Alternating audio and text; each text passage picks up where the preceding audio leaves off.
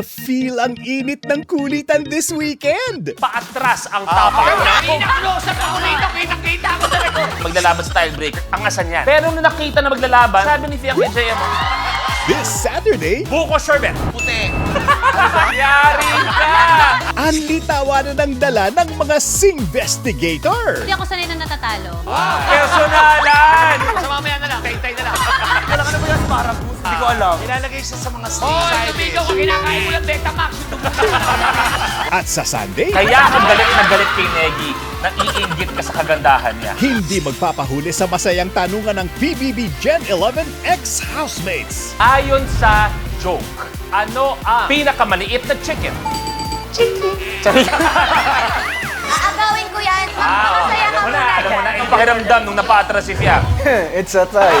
Tinakas yung sarili. Ang lumpet. Rainbow Rumble.